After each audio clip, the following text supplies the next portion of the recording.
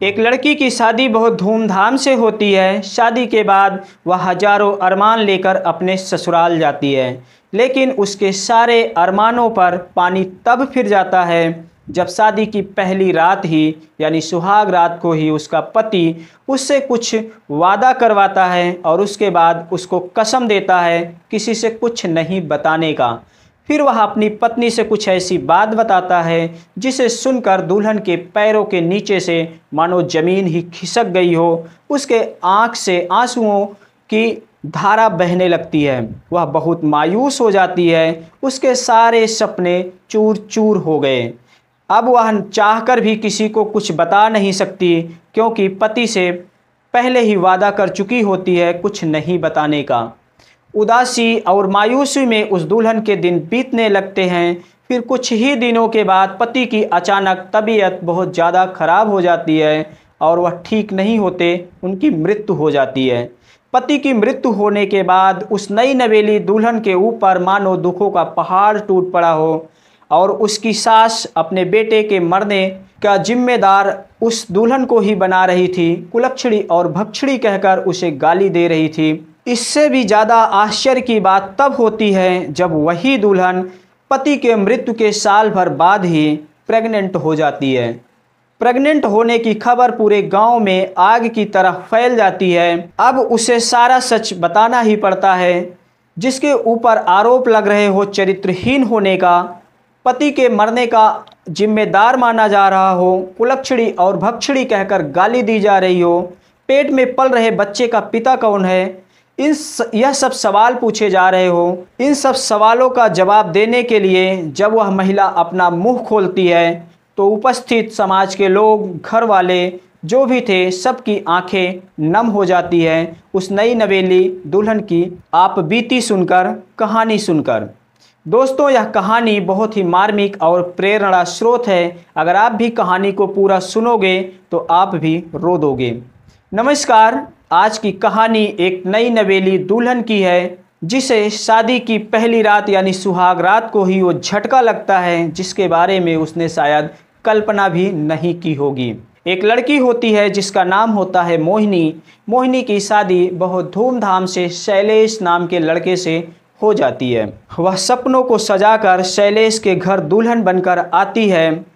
वह शादी के लाल जोड़े में किसी अप्सरा से कम नहीं लग रही थी, बहुत ही सुंदर लग रही थी। उसकी तारीफ सब लोग कर रहे थे। घर में घर वालों के अलावा मेहमान भी होते हैं और सब लोग शैलेश की भी तारीफ कर रहे थे कि शैलेश, तुम्हारी दुल्हन बहुत ही अच्छी है, बहुत ही सुंदर है।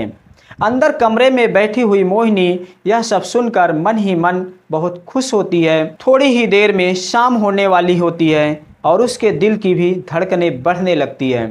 कुछ ही देर बाद मोहिनी की ननद नैना उसके कमरे में आती है उसे खाना लेकर। तो नैना को देखकर मोहिनी बहुत प्रसन्न हो जाती है। उसे ननद के रूप में अपनी बहन नज़र आती है। नैना अपनी भाभी मोहिनी से कहती है कि भाभी, ये लो खाना खा लो, नहीं तो थोड़ी ही देर बाद भैया आ जाएंगे तो आप उनसे बात करने में व्यस्त हो जाओगी, फिर खाना नहीं खा पाओगी। तो मोहिनी अपनी ननद नैना से कहती है कि तुम्हारे भैया कब खाएंगे। तब वह नैना कहती है कि भैया ने बोला है कि मैं बाद में खा लूँगा, तो मुझे लगा कि शायद आपको भूख लगी होगी, इसलिए मैं आपके लिए खाना लेकर आ गई। चुलबुली ननद की बातों से मोहिनी बहुत इम्प्रेस हो गई। वह सोचने लगी कि चलो, ननद के रूप में छोटी बहन मिल गई।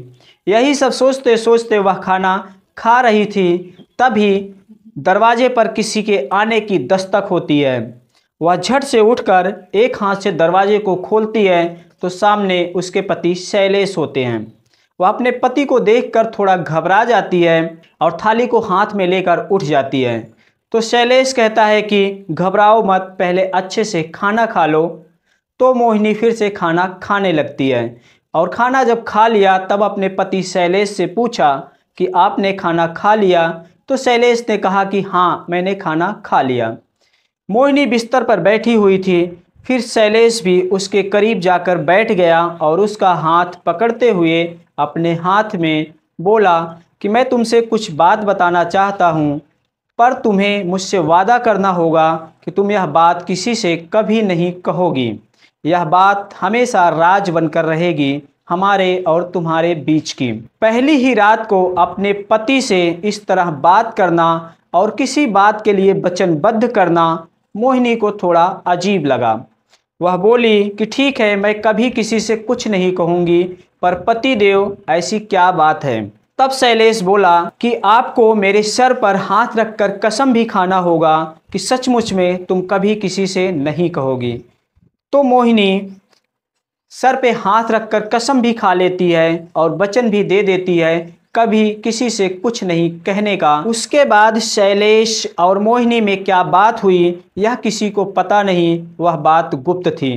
पर शैलेश ने मोहिनी को जो बताया उसे सुनने के बाद उसकी आंखें नम हो गई, वह फूट फूट कर रोने लगी। शैलेश ने उसे बहुत समझाया लेकिन उसके आंसू रुकने का नाम नहीं ले रहे थे, वह रोए ही चली जा रही थी। रोते रोते रात हो गई। वह बिस्तर पर लेटे लेटे एक दूसरे के अपोजिट में दोनों पीठ करके सुबह तक रोते रहे। न तो उन दोनों ने सुहागरात मनाया न तो आपस में कोई बात की। सुबह जब हो गई तब मोहिनी उठकर बिस्तर पर से अपने बाथरूम में नहाने जाने लगी। तब शैलेश ने उसका हाथ पकड़कर बिस्तर पर बैठा लिया और उससे पूछा कि मोहिनी, जो मैंने तुमसे वचन ले लिया था और जो तुम्हें कसम दे दिया था किसी से कुछ बताने का नहीं, तुम उसी बात से नाराज हो ना। तब मोहिनी कहती है कि नहीं, ऐसी कोई बात नहीं है। वह सहमति में अपना सिर हिला देती है और नहाने चली जाती है। नहाने के बाद जब वह सज धज कर 16 श्रृंगार करके बाहर निकलती है तब वह बिल्कुल एकदम चाँद की तरह खूबसूरत लग रही थी। सब लोग उसे देखते हैं, उसके चेहरे पर जरा सा भी शिकम नहीं होती। किसी को एहसास नहीं होता कि वह रात भर जागी है और खूब रोई है। मोहिनी को अपनी छोटी ननद घर में बहुत अच्छी लगती है। वह सबसे मिलजुल कर हंसी खुशी से दिन भर ऐसे ही रहती। मोहिनी के दिन कुछ इसी तरह से गुजरने लगे। हर दिन वह सुबह होने पर नहा धोकर 16 श्रृंगार करके सबसे अच्छे से बात करती और खुश रहती, और जैसे ही रात होती अपने कमरे में सोने जाती पति के साथ, तब उसकी आंखें नम हो जाती और दोनों एक दूसरे से लिपट कर खूब रोते। अब पति पत्नी के दिन कुछ इसी तरह से बीतने लगे। एक दिन शैलेश की तबीयत अचानक बहुत ज़्यादा खराब हो गई। घर के सब लोग उसे अस्पताल लेकर जाने लगे तो शैलेश कहता है कि नहीं, मुझे अस्पताल नहीं जाना है, मुझे ऐसे ही घर पर रहने दो, मैं धीरे धीरे ठीक हो जाऊंगा। लेकिन शैलेश की तबीयत ठीक नहीं होती बल्कि दिनों दिन और ज़्यादा खराब होती चली गई। एक दिन उसकी मृत्यु हो गई। शैलेश की मृत्यु होने के बाद घर में मानो कोहराम मच गया हो। सब लोग बहुत रो रहे थे। मोहिनी भी रोते रोते बदहवास हो गई। सासू माँ तो मोहिनी पर ही आरोप लगा रही थी अपने बेटे के मरने का, और वह उसे कुलक्षणी भक्षणी कह रही थी कि आते ही इसने मेरे बेटे को खा लिया। पर जो होना था वो तो हो गया, होनी को कौन टाल सकता है। अगले दिन शैलेश का अंतिम संस्कार कर दिया जाता है। मोहिनी के ऊपर तो दुखों का पहाड़ टूट चुका। वह बिल्कुल अकेली हो गई थी। मायके में भी उसके पिता तो थे पर माँ सौतेली थी, वह चाहकर भी मायके अपने नहीं जा सकती। अब वह अपने दुख के दिन ससुराल में ही काटने लगी। उसकी छोटी ननद नैना उसे बहुत अच्छी लगती। नैना भी मोहिनी को बहुत प्यार करती और उसे भाभी माँ कहकर पुकारती। शैलेश के मरने के लगभग 1 साल बाद नैना की शादी सागर के साथ तय हो जाती है। अब नैना सागर से मिलने जब जाती तो साथ में अपनी भाभी को भी लेकर जाती। भाभी को होटल में बैठाकर वह अपने मंगेतर से मिलने किसी पार्क में चली जाती और शाम जब होता तो मिलने के बाद वापस अपने भाभी को लेकर घर पे चली आती। ऐसे ही चलता रहता है। एक दिन नैना जब अपने मंगेतर से मिलकर वापस आती है तो भाभी उसकी मोहिनी जो उस होटल में बैठाया था उन्हें वहाँ पर आकर देखती है तो मोहिनी बेहोश पड़ी थी। होटल के स्टाफ और कर्मचारी उसके चेहरे पर पानी के छींटे मार रहे थे। मोहिनी होश में तो आ जाती है लेकिन उसकी तबीयत बहुत ज़्यादा खराब होती है। फिर नैना आनन फानन में तुरंत एक ऑटो रिक्शा बुलाती है और उस पर बैठाकर अपनी भाभी को लेकर हॉस्पिटल जाती है। वहाँ पर डॉक्टर जब उसे चेक करते हैं तो पता चलता है कि मोहिनी प्रेग्नेंट है। प्रेग्नेंट होने की खबर सुनकर नैना के भी पैरों के नीचे से मानो जमीन ही खिसक जाती है। वह बहुत शॉक्ड रह जाती है। नैना फिर वापस हॉस्पिटल से आते समय अपने भाभी मोहिनी से पूछती है कि भाभी, भैया को मरे हुए तो लगभग 1 साल हो गया, फिर आपके पेट में ये बच्चा कैसे है, किसका है, आप प्रेग्नेंट कैसे हो गई। अब मोहिनी नैना की बात सुनकर अंदर तक एकदम हिल जाती है। वह सोच में पड़ जाती है कि आखिर बताऊं तो कैसे बताऊं। वह कुछ नहीं बोलती, बस रोने लगती है और रोए ही चली जा रही थी। रोने की वजह से उसके मुंह से कोई शब्द नहीं निकल पा रहा था, लेकिन मोहिनी कुछ बता नहीं पाती। फिर नैना उसे लेकर आती है और एक पार्क में जाती है, जो पार्क बहुत कम भीड़ भाड़ वाला था। वहाँ पर जाकर एक किनारे शांति से अपने भाभी को बैठा देती है और मोहिनी के लिए पानी लेकर आती है। फिर कहती है कि भाभी माँ, आप पहले पानी पीजिए, आप थोड़ा शांत हो जाइए। फिर कुछ नहीं बताती तो मोहिनी उससे पूछती है कि भाभी माँ, आखिर मैं तो आपकी दोस्त हूँ ना, तो दोस्त से कोई बात छुपाना कैसे, आप मुझे बताइए। अगर आप नहीं बताओगी तो एक ना एक दिन तो घर वाले जान ही जाएंगे, फिर हम उन्हें क्या जवाब देंगे, तब तो बताना ही पड़ेगा ना। नैना के कई बार जिद करने के बाद मोहिनी ने कहा कि नैना, शादी की पहली रात को ही जब मैं आई तो तुम्हारे भैया ने मुझसे वचन ले लिया था और कसम दे दिया था किसी से कुछ नहीं बताने का, लेकिन किस्मत ने आज मुझे ऐसे मोड़ पर लाकर खड़ा कर दिया है कि जहां से मुझे सब कुछ बताना ही पड़ेगा। तुम्हारे भैया की दुल्हन बनकर जब मैं ससुराल में आई तो मैं भी और लड़कियों की तरह बहुत एक्साइटेड थी, बहुत खुश थी, लेकिन मेरी खुशियों को शायद किसी की नज़र लग गई। तुम्हारे भैया जब रूम में आए तो उन्होंने मुझसे एक वचन लिया और मुझे अपने सर पर हाथ रखकर कसम दिया कि मैं तुम्हें कुछ बताने वाला हूँ, तुम यह बात किसी को कभी नहीं बताओगी। तुम्हारे भैया मुझसे बहुत प्यार करते थे, मैं भी उनसे बहुत प्यार करती थी। मैं नहीं चाहती थी कि उनकी बताई बात मैं किसी को बताकर उनकी बदनामी करूं, समाज में उनकी थू थू हो, इसलिए मैंने उनकी बात मान ली। वह बात यह थी कि तुम्हारे भैया को एड्स की बीमारी थी। हालांकि यह बीमारी उन्हें कैसे हुई यह नहीं पता है, लेकिन शादी से कुछ दिन पहले वह एक बार बीमार हुए तो जाकर हॉस्पिटल में चेकअप करवाया तो डॉक्टर ने कई जांच लिखी, जिसमें एक जांच HIV की भी थी। लेकिन दुर्भाग्यवश रिपोर्ट सारी शादी के दूसरे दिन यानी विदाई के दिन मिली। तो तुम्हारे भैया ने देखा तो रिपोर्ट पॉजिटिव थी, लेकिन वह बहुत समझदार थे, किसी से कुछ नहीं बताया और शादी की पहली रात को उन्होंने मुझे छुआ तक नहीं। जब उन्हें यह पता चल गया कि अब मैं कुछ ही दिनों का मेहमान हूँ, इस बीमारी की वजह से मैं बहुत जल्द मर जाऊँगा, तब वह अपने एक जिगरी दोस्त कार्तिक के पास फ़ोन किया और उनसे सारी बात बताई और मेरी भी उनसे बात करवाई। और कार्तिक से यह भी कहा कि कार्तिक, मेरे मरने के बाद तुम मेरी पत्नी मोहिनी से शादी कर लेना, मेरे घर वालों से बात करके। कार्तिक ने तुम्हारे भैया की बात मान ली और मुझसे शादी करने के लिए तैयार हो गया। वह अपने तरीके से मेरी और अपनी शादी की बात माँ जी से करना चाहा, लेकिन माँ जी ने मना कर दिया। अब तुम्हारे भैया को इंतज़ार था तो बस अपने मरने का, क्योंकि वह अपने जीते जी मेरा हाथ किसी और के हाथ में नहीं दे सकते, मेरी शादी किसी और के साथ नहीं करवा सकते थे, क्योंकि लोग हजारों तरह के सवाल करने लगते। तुम्हारे भैया कार्तिक से मेरी बात करवाते, लेकिन मुझे अच्छा नहीं लगता था, लेकिन मैं मजबूर थी तुम्हारे भैया को दिए हुए वचन, इसलिए मुझे उनकी बात माननी पड़ती और ना चाहते हुए भी, इच्छा ना होते हुए भी मुझे कार्तिक से बात करनी पड़ती। धीरे धीरे मैं उनसे लगातार बात करने लगी। तुम्हारे भैया की जब मृत्यु हो गई तब मैं अपने आप को बहुत अकेला महसूस करने लगी। उन दिनों कार्तिक मेरे पास फ़ोन करता और ढेर सारी बातें करता।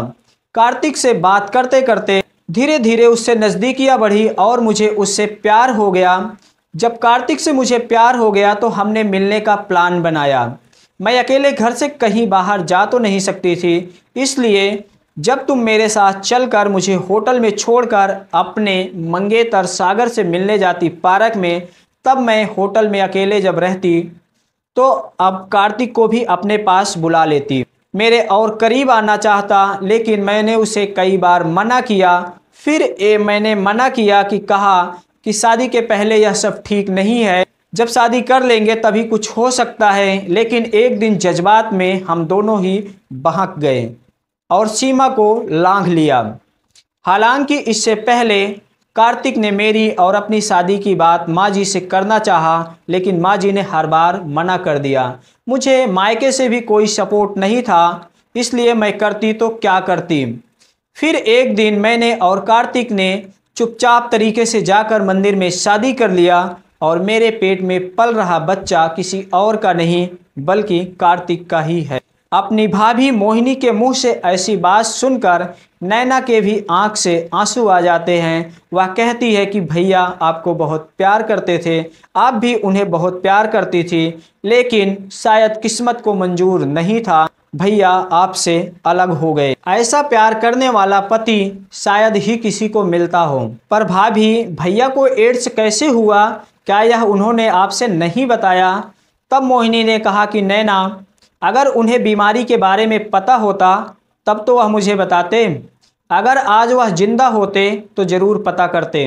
अब उनके मरने के बाद उस बीमारी के बारे में किसी से बात करके मैं उनकी बदनामी नहीं करना चाहती हूँ, नहीं तो लोग सोचेंगे कि शायद उन्होंने कुछ गलत किया होगा तभी तो उन्हें यह बीमारी हुई। फिर नैना ने अपनी भाभी मोहिनी का हाथ पकड़ते हुए कहा कि भाभी माँ, जैसे आपने मेरी भैया की बात मानकर बीमारी के बारे में किसी को नहीं बताया, मेरे खानदान की इज्जत बचा लिया, वैसे ही मैं भी आपका हाथ पकड़कर एक वादा करती हूँ कि मैं भी अपनी शादी से पहले आप और कार्तिक की शादी जरूर करवाऊंगी। भले ही आप दोनों ने मंदिर में जाकर शादी कर लिया हो, लेकिन समाज की नज़रों में अभी आप दोनों ने शादी नहीं किया है। फिर वह अपने माँ के पास जाकर कहती है कि माँ, अगले महीने मेरी और सागर की शादी है ना? तो माँ कहती है कि हाँ बेटी है। तो फिर नैना कहती है कि लेकिन माँ, मैं चाहती हूँ कि मेरी शादी से पहले भाभी माँ और कार्तिक की शादी हो जाए, तब मेरी शादी हो। फिर उसकी माँ कहती है कि नैना, तुम्हारा दिमाग तो नहीं खराब हो गया है? तुम होश में तो हो ना? अगर वो इस घर से चली जाएगी तो फिर मेरी सेवा कौन करेगा? फिर नैना अपनी माँ को समझाते हुए कहती है कि माँ, तुम अपने स्वार्थ के लिए भाभी माँ की ज़िंदगी क्यों खराब कर रही हो? अभी तो आप में इतनी हिम्मत है कि आप अपना काम खुद कर सकती हो। फिर आगे चलकर जब आपकी हिम्मत घटेगी तो उसके लिए मैं तो हूँ ना, आपका ख्याल रखने के लिए। आप कार्तिक भैया और मोहिनी भाभी की शादी करवा दो। अगर आप ऐसा नहीं करती हैं तो मैं भी अपनी शादी नहीं करूँगी। भगवान नैना जैसी ननद हर भाभी को दे, जिसने अपने भाभी के लिए अपनी माँ को इतना धमकाया, समझाया, मोहिनी की शादी करने के लिए तैयार हो गई। फिर अगले महीने मोहिनी और कार्तिक की शादी हो जाती है। मोहिनी जब दुल्हन बनकर कार्तिक के घर जाती है, उसके बाद नैना अपनी शादी अपने मंगेतर सागर के साथ करती है। दोस्तों, आज की यह एक नवविवाहिता की कहानी आप लोगों को कैसी लगी? अगर अच्छी लगी हो तो कमेंट सेक्शन में प्रतिक्रिया जरूर देना और वीडियो को लाइक करके चैनल को सब्सक्राइब जरूर कर लेना। मिलते हैं अगले वीडियो में फिर किसी नई कहानी के साथ। धन्यवाद।